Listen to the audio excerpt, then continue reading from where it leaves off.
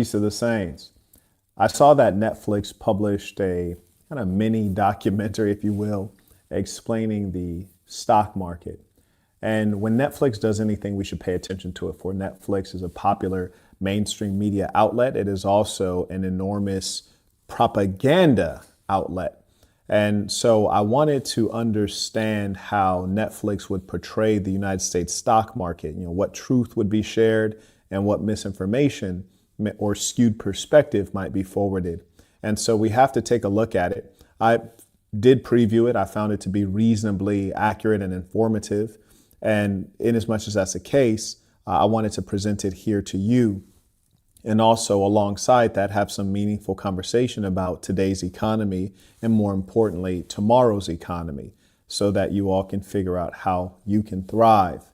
As you guys know, I make sure that I bring you the content that is going to ensure that you can pursue health, wealth, and relationships, all the things that lead to greater happiness. As we go through, if you have any comments or questions, please use the information below to share those comments and questions. I appreciate those of you who are who are watching on Twitch. For the Google Corporation, which owns YouTube, is a censorship corporation. So thank you for watching on Twitch. Here we go. If you would be so kind as to confirm that you can see and hear the video clearly once it gets going. This is a very good point and hugely important to start with. Number one, the stock market and the economy are different, and it is in the interest of certain persons to push certain narratives. So if you're heavily invested in the stock market, if that's where you make your money as a politician or as a plutocrat, it's very much so in your favor to make everyone think that a good stock market is a good thing, so that they're not jealous when the market is doing well and they're not in it. They're like, okay, well, a good stock market means a good economy, so all boats rise with a rising tide, when in actual fact that's not true. So you're being taught that a strong stock market is a strong economy, and you're being taught that by the very group of people, the lobby, the interest group, the beneficiaries, because they want you to believe that you are a part of the win, when in actual fact you're not a part of the victory. And this is quite curious and comical in as much as there are a lot of things like that. It's kind of similar to when America goes to war, whether it's Iraq, Syria, Afghanistan, Yemen, or many other places that I could name. Average Americans are fooled into thinking that they will share in the profits and the booty of war. They even trick our sons to believing that they're serving their country. You're not serving your country, you're serving the interest of plutocrats, of the fat cats, of the folks who own multinational corporations, and they're trying to break into markets. But you are not serving Americans. That would probably be more something we'd identify in the nature of a public school teacher or a fireman. So understand that ideas are being pushed forward, and it's to our detriment that we don't understand who's pushing them and why they're pushing them. And when they say it's a win, is it a win for me? Does we actually mean we? And this concept, now mind you, race is completely broken down in today's society. It's really about your value set. I say that to say I'm coming out with another episode of Burton Plantations, episode 3. This one is really fascinating. It breaks down something called the Willie Lynch letter, which talks about how do you control a slave. Today, many of us are slaves, some of us of our own making, and others victim of the society and the way it's organized and the people who control it. And there's a part in the Willie Lynch letter, which is the name of this next episode, where it talks about how, the people in control, the master, will say we, and then the slave will say we, but the master really means me. Yes, that's an important difference to highlight. Comedy is once you understand high finance at a reasonable level, you have a strong footing in macroeconomics, and then you look at all of this nonsense that you see on the television, and you realize that it's basically entertainment. It's to put you to sleep, because the fact of the matter is that the best trades that you can make are going to result from insider trading. You know what Nancy Pelosi and the government fat cats do, and also what the people who are high up in corporations do. By the time the information hits the public, then you're at a disadvantage, at a great disadvantage. And so the news is not the news. It's really the olds. It's not the news, it's the olds, because by the time it gets to you, it's too late for you to make a profit. And what you should know in business in general is that you thrive when you're able to be ahead. When you're getting the news, which is fed to the public, remember, anything that's accessible to the masses is not going to be good quality. You're going to lose. So that's the truth of what's actually going on. Let me acknowledge some of the folks who supported offline, because no one supported this stream, which is surprising. It's usually the people who are money focused, the business people. They usually support at a significant level. But thank you to those who are members, and thank you to those who are watching on Twitch. Shout out to Mr. Brown. He writes, thank you for the Epstein live streams. There was an abundance of game. I had to stop watching other people because of their low IQ. Peace to the saints around the world. Oh, yes, indeed. You know, it's not useful to poison your mind with poor ideas. You really have to guard your mind and feed it. One thing we fail to do is feed our mind. I was thinking about doing a session on, how to create brain food, if you will. Shout out to Mr. Brown, comes back on Venmo. He writes, finally, out of a rut, more is to come from me consistently going forward. That's a beautiful thing. He actually shared that offline, not even during this live stream. May I also acknowledge, shout out to Andre. Got you, absolutely. And you know what, Andre, I do need to pick the dates for Burton Plantation episode 4 because I want to film that one. I want to have everything ready in advance, and I also want to bring the actresses out early for that one. So, tap back in with me maybe during the drip trip, and let's pick some dates for that one. I also acknowledge Edgar came in supporting the workshop. To the Saints in Europe, good to see you. And I also acknowledge Mr. Santiago, comes in by PayPal, right, supporting this great education straight away. You know what? And this is an important education. And though I may have some critical commentary during this session, that doesn't mean don't use the stock market to your advantage. Use anything you can to your advantage, but be very suspicious of it. And I teach product-based business. I don't teach get rich on the stock market because, frankly, unless you have insider information, and mostly you don't, that's not going to work out very well for you. So I might use stock as a way to store money that's more liquid than, say, real estate, which I also use real estate as a way to store money. 1792, we can round it to the 1800 if you like. Say it's about 2 centuries and a quarter, $2.25, okay? So stock exchange in New York has been around since 1792. And I want you to, if you can, track how it's changed, because what you have to understand is that if the stock market is supposed to do one fundamental thing, which is to allow everyday people to buy shares or pieces of a corporation, how has that changed? And how has, since 1792, how has the reality of that basic function, how has today's reality gotten away from that? And has it gotten away from that in a dangerous way? So really focus on that. There's another thing I want to add to you guys, or a piece of knowledge that you might not be aware of, and they haven't mentioned it here. And I think it's a bit curious. So the New York Stock Exchange allows you to buy pieces of a public company. By public, that means that the company is available to everyday people to purchase, and as a result, it has to abide by certain regulations and requirements, and it has to publish certain pieces of data. However, there are things called private companies, and in fact, most companies are private. Everyday people can't invest in private companies due to American regulations. And when I say private companies, that means like if I have a company that's private, which I do have a number of companies that are private, like Sasson Brand is a private company. If you said, hey, I see this company is doing really well, the data looks great, I'd like to give you some money, and I'd like to make some money with you. I can only accept your money if you're what's called a qualified investor. So that means that you meet certain governmental requirements. Maybe you have to have $1 million in net worth or certain income or things like that. So it basically, and this is the irony and maybe the sickness in the system, that it prevents everyday people, which is to say the middle class and poor people, from being able to get in early. So if I have a private corporation, Sasson Brand, SassonBrand.com, get dripped up. If you were to buy into my private corporation, there's less competition. There's less competition. The share price will be lower so you can get a deal. So the irony is that the best deal in terms of buying a piece of a company, buying stock in a company, the best deal is reserved for the richest people who theoretically, they don't need a deal. They don't need a discount because they're rich, but they actually get the first shot because they're qualified investors and they can buy private companies before they go on the stock exchange. And maybe some of the private companies never go on the stock exchange.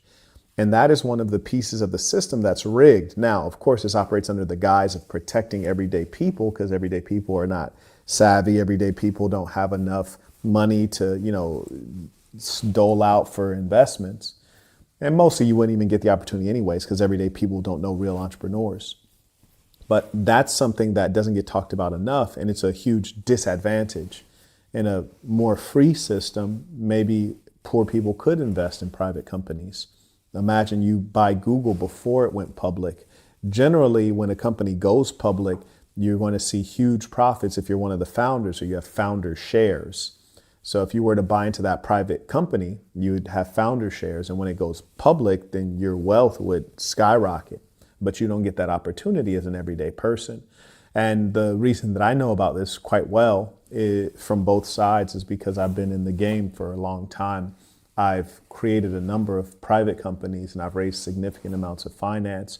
And of course, I had to do that with qualified angel investors or syndicates, what have you, or funds, etc. I also would like to note for you that the idea with publicly traded companies is that it's a lot less risky.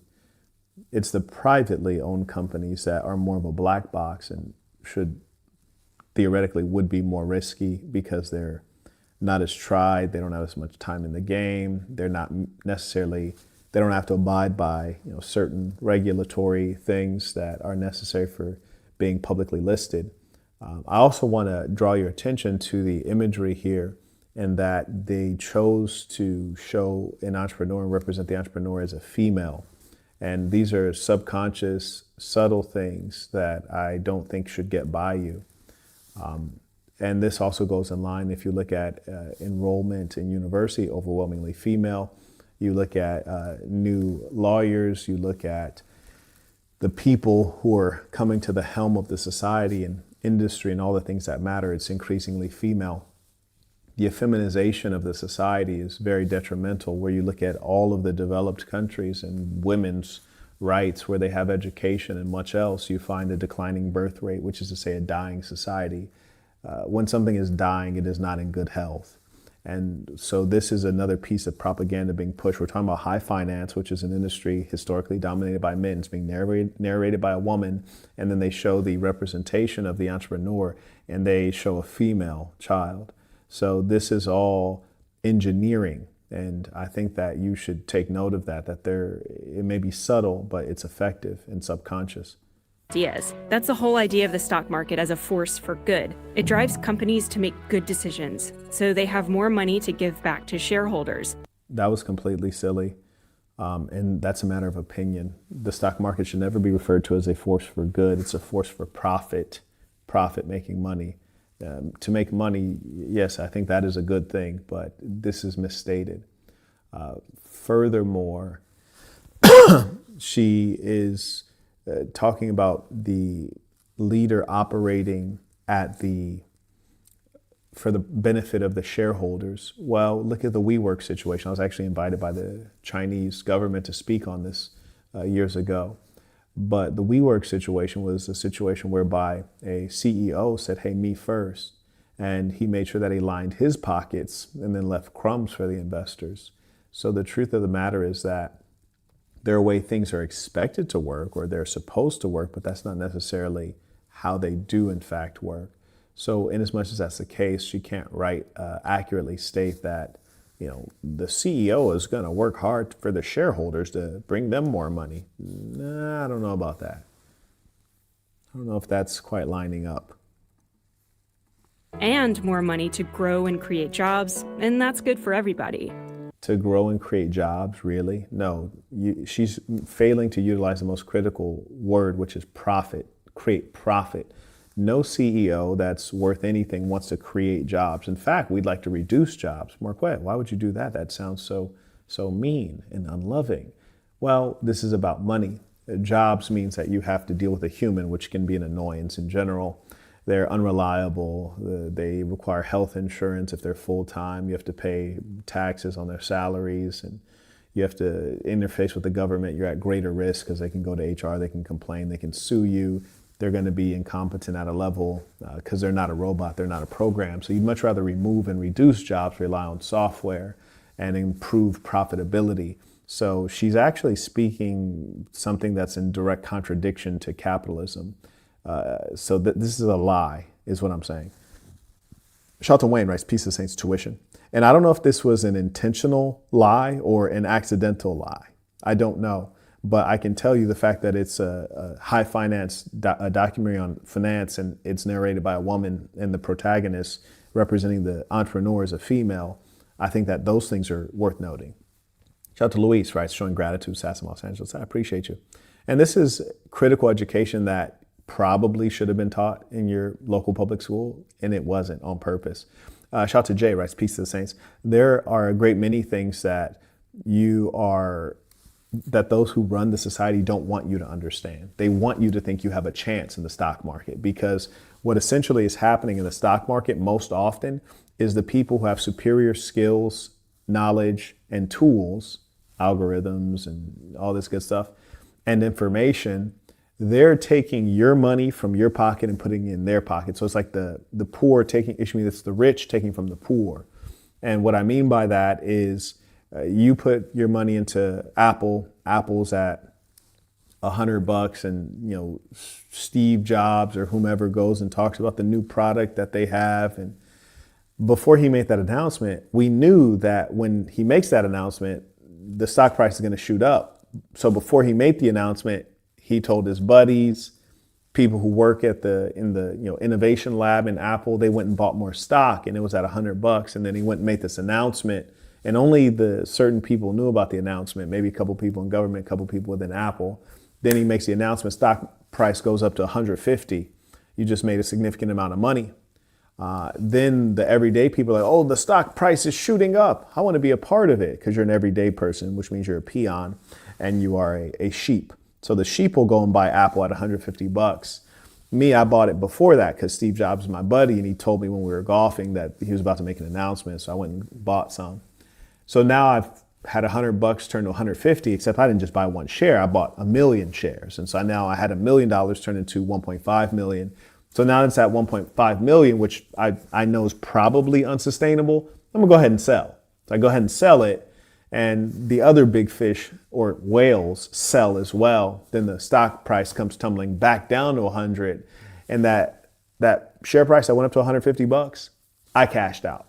But everyday people, they saw their money dip down because they bought at 150, now it's at 100, which is to say, in the simple sense of things, that $50 went from the poor person's pocket to the rich person's pocket because they had superior information. And that is the part of the story that the rulers in the society just frankly don't want you to understand. They don't want you to understand that at all. They want you to be in the dark about that part. See, this whole bit about it's producing jobs, that's not quite the true story. The goal of a corporation is to pursue profit, not pursue jobs. So the fact that jobs even keeps coming up as a concept is dishonest. Jobs are the least ideal thing for a corporation to create. Corporations want to create products, they want to create services, they want to create profits. And mind you, the products and services are only because they want to create profits. No corporation creates products and services for the sake of products and services. And if you'd like to truly understand how to best think about the world that you are in today, I'll give you a gem that I learned when I was 16 years old in a history course. And I was listening to one of the few intelligent people I had met in my life up to that point. I didn't meet my first intelligent person that I was awed at their intelligence until I was 16. It was Anthony Franco. It was a pre-calculus teacher I had in high school. And then the second person was this history instructor I had in community college when I was 16. And he was teaching a course in history, and he kind of made a remark unrelated to the core subject. And it was after people that came back from a break. And he says, you know, you watch TV and you hate when the commercials come on. And you think that the show is about the show and the commercials are the interruption. I'm paraphrasing. He said, but in actual fact, the only reason the show exists is to run the commercials. So the people who are advertising their products, they're more so wanting the commercials to run and the TV show is the interruption. And I was like, damn, that's deep. The TV show is the interruption. This is actually about the commercial. They're here trying to sell you Coca-Cola. They're trying to sell you Beats headphones. They're trying to sell you iPhones. The commercial is what this is all about. The TV show is the interruption. The whole structure that you think is for your entertainment, doofus, is for profit. And then I was bugged out. I was like, yo, that's really bizarre. It's all a scheme to get money. Like Steve Urkel and the Family Matters television show, which is a fine show, it's not there because the show is good. It's there because if they can provide us something interesting to watch, we will stay there and look at the Coca-Cola advertisement because Coca-Cola is trying to sell soda pop. And when we think things are free, they're not free. It's that the corporation is paying for these things so that they could sell us products. So you think Facebook is free, but it's not free because you're looking at advertisements and the advertisers on Facebook are paying. That's who's paying. It's not free. Facebook's not free. It's being paid for by the advertisers. I was like, oh, wow. It's all about money. Extraordinary. And if you can understand that, you begin to understand our world. You begin. That's not the whole story, but that's a part of the story. I talk about the whole story in the Book of Dark Truths. Shout out to Ramon, writes, paying tuition during the SAS in Chicago workout. Peace of Saints. Shout out to SAS in Chicago, you dig. I also acknowledge Charlie came and supporting the work via Venmo. Also shout out to Jalen. He writes, Peace of the Saints. I'm interested in learning about stock investing. What are some good resources you'd recommend for understanding how stocks work and how to make money with them? Jalen, I would recommend to you one, I think you're in university, if I recall correctly. I started with stock when I was in university as well. And frankly, I lost a lot of money not knowing quite what I was doing because I didn't understand enough of the world. I'd really recommend that you get good at product-based business. You pick an industry of interest to you and you understand something well. I'll give you one pro tip on the stock market. And this is the same pro tip I'd give you in terms of product-based business, which is to invest in things that you understand. Meaning you fundamentally comprehend it, you get it.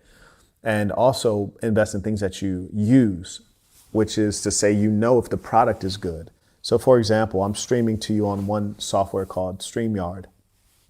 And someone please do look this up. Look up, is StreamYard a public corporation? I don't think they are. I think they're private. If I knew the guys who run StreamYard, I would absolutely write them a check because they make a great software. I see that they're consistently updating it. There are other softwares on the market that are frankly not as good, not as easy to use.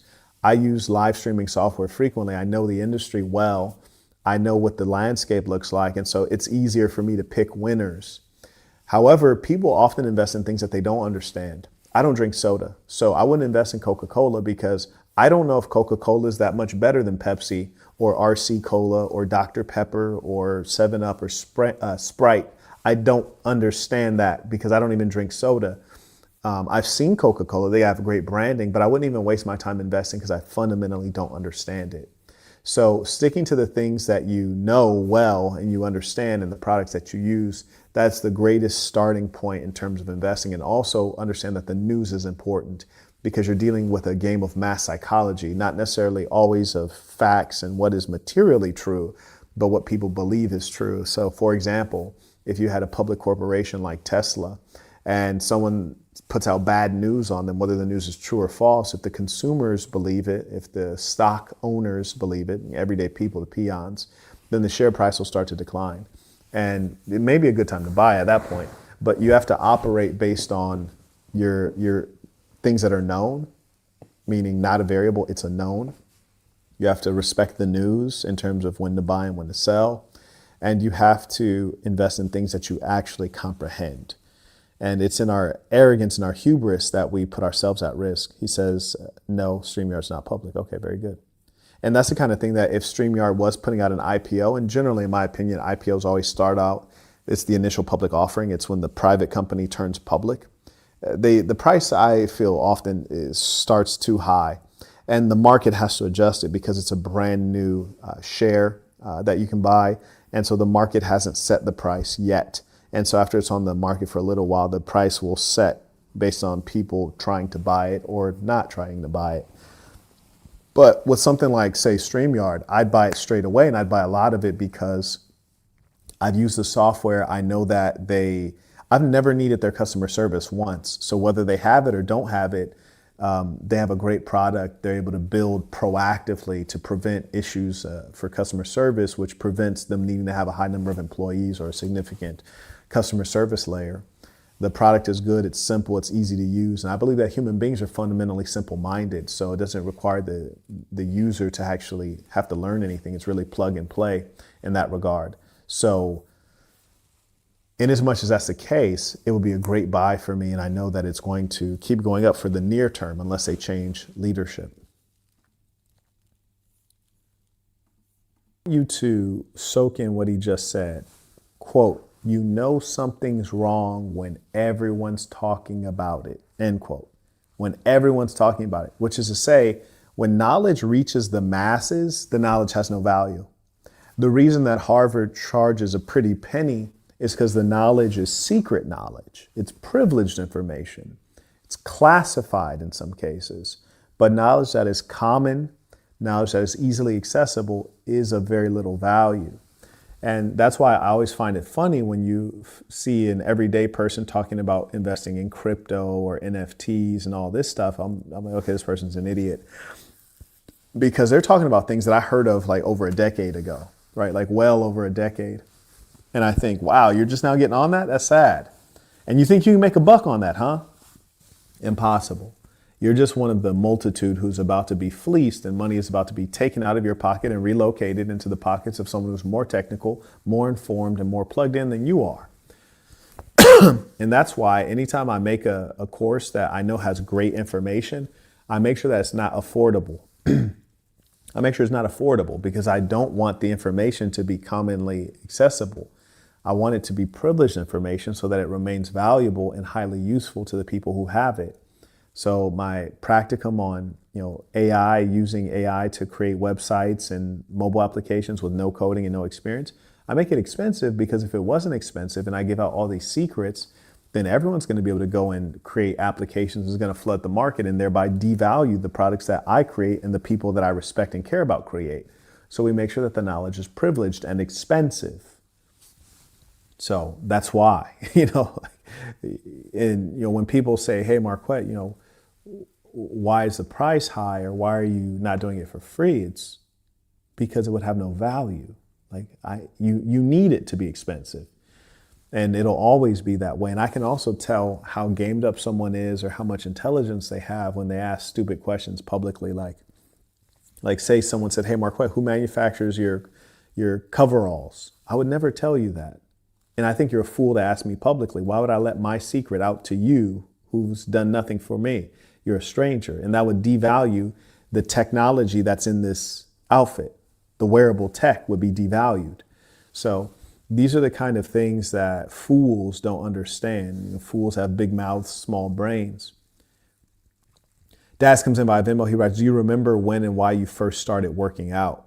Because I'm black, my boy, I'm black. If you grew up in the hood, all you do are sports. So you're like, I have to rap my way out of the situation, or I have to dunk my way out of the situation. So sports. He writes, do you have a favorite workout and least favorite? Favorite workout is sparring. That's a favorite workout. You just can't do too much of it. All of a sudden you start slurring your speech. He writes, I hope you're doing well. Saying, I am doing fantastically well. He writes, thank you for always keeping me sharp and pushing forward. Yeah, I hope you're, whatever country you're in at the moment, I trust you're enjoying it. I don't even need to hope. I know you're enjoying it. I'll see you soon at the drip trip. May I also acknowledge, he writes, do you have a top 3 locations you can recommend for me to travel for the best overall experience? I want to travel abroad more. It brings me much joy. Yes, I recommend the Kingdom of Morocco. I recommend Dubai. And I recommend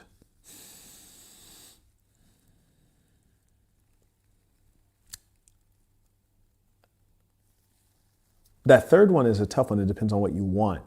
I can recommend an infinite number of places, but let's say South Africa, but take protection. May I also acknowledge, he writes, wishing you peace and prosperity. I appreciate you. Shout out to the folks who are supporting the work. Carrying on.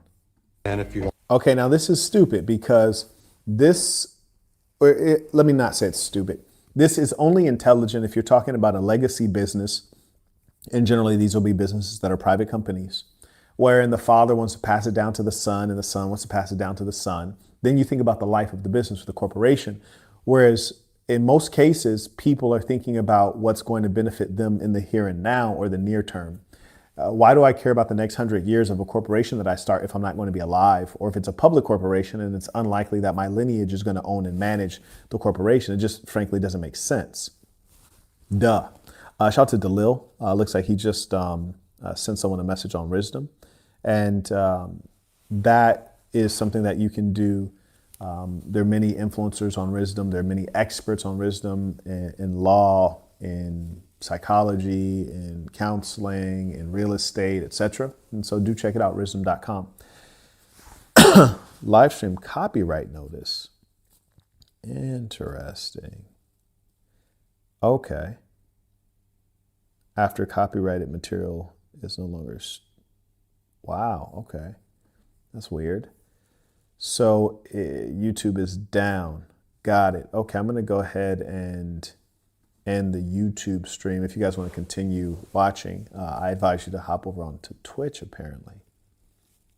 So yeah, hop over to Twitch. I don't know why that happened. It's unfortunate. What can you do? Give me a second. I'm going to shut down the YouTube one. You guys can go over to Twitch.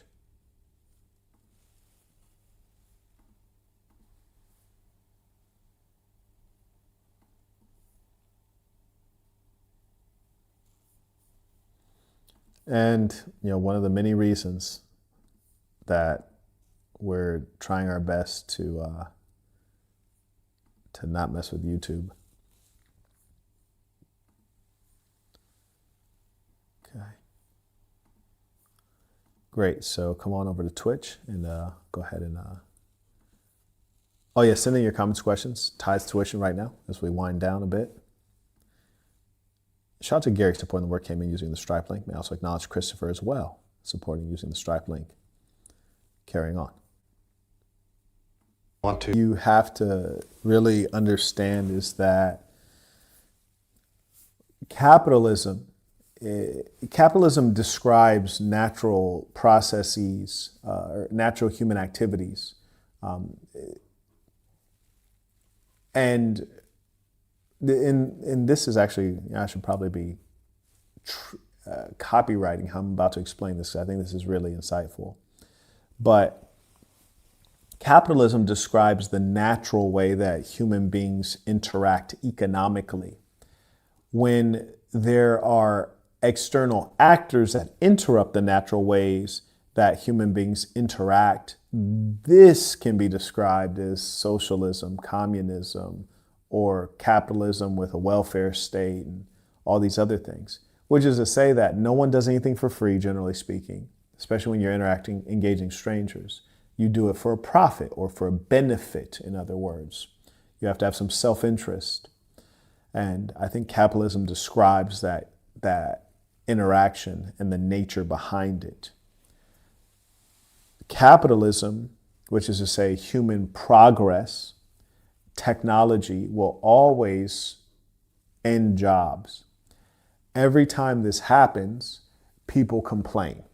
And it's human beings engaging in futile complaint about something that will not change and at a level is inevitable.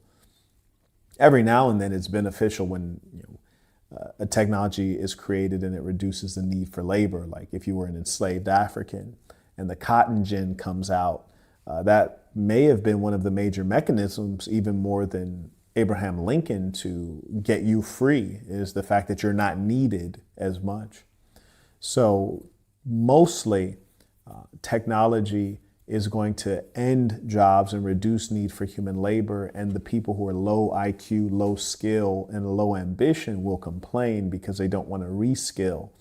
And generally, technology is going to require you to have more skills and knowledge than you did before. And it may sometimes cause you to have to go into an entirely different industry. And that's okay. That's not a new thing. That's been happening for some time. For example, calligraphy doesn't really exist. Cobblers, they exist in Asia, but pretty much nowhere else because there's shoemaking machines and there's mass production. So many jobs that used to exist don't exist, and that's fine. Newspapers don't exist anymore because we have the news quicker and without printing on paper. So people who used to be newspapermen probably complained and got mad and lobbied instead of doing the smart thing and figuring out, well, what's next? And ideally, you figure out that your business is going to end before it ends, right? Like you figure out that, hey, I'm selling newspapers and this internet thing seems like it can give you all the news in your email. So why the hell would someone want to have to go door to door and hand them out and then somebody pay 50 cents when they can get it for $0? Carrying on. Not just Now, this is clearly more communist, socialist minded people because they keep on noting CEO compensation. And it's a class warfare strategy to show and highlight that there is inequality. CEO pay is not equal to the pay of the janitor or the average employee or the other people in the C-suite. It's class warfare. It's playing on the dissatisfaction of the person who is either an underperformer or just not paid as well or not paid as high because they don't do as much. And frankly, CEO pay can be whatever the company can afford. CEO pay is not the issue in the system. Insider trading is the issue in the system. Lack of regulation in some case, too much regulation in other case. Those are the issues with the system. Government getting involved in the economy too much. That's the issue with the system. The currency not having any value, getting inflated. That's the issue. And I could go on endlessly. In 1973, the average CEO made about 22 times more than the average worker. By 2016, see how I predicted it? They're talking about the CEO versus the average worker. See how I predicted it, this comparison basis? Now, the truth is, increasingly, the CEO is much more valuable than the average worker. Well, Marquette, what do you mean by that? Well, what I'm saying to you is that the CEO has to be the idea person. They have to be the innovator. They're steering the ship. Because of technology, the average peon worker is less skilled than they have been in times past. Well, Marquette, what do you mean? Let's just take McDonald's as an example. Let's say you sell chocolate shakes, right? So we sell chocolate shakes at McDonald's. Maybe in 1920, the person who worked at McDonald's had to understand how to actually make a chocolate shake. They had to know what the ingredients are. They had to put the ingredients in proper proportion. They had to stir it up and then they had to serve it. The employee at McDonald's today has to press a button and then the shake comes out already made. So they're less valuable. So why would their compensation go up? In fact, maybe it should decline, frankly. But these are the things that are left out of the conversation. Whereas in terms of the CEO and his skill set and knowledge, he's operating in a more complex, more competitive environment. There isn't any technology that's thinking for the CEO, whereas there's a lot of technology that's thinking for the worker. And that's the part that's left out. Dave, whose interests we fight destroy. Great. Okay, there you go. Let's see if we have any last questions to answer. Shout out to Rashad, who just became a member at school.com, SKOOL.com. And if you need any education on finance, whether it's on stock, it's on real estate, it's on personal finance, you can go to school.com/Marquette. Is that /Marquette or /Marquette Devon? Let me see. /Marquette, MARQUETT.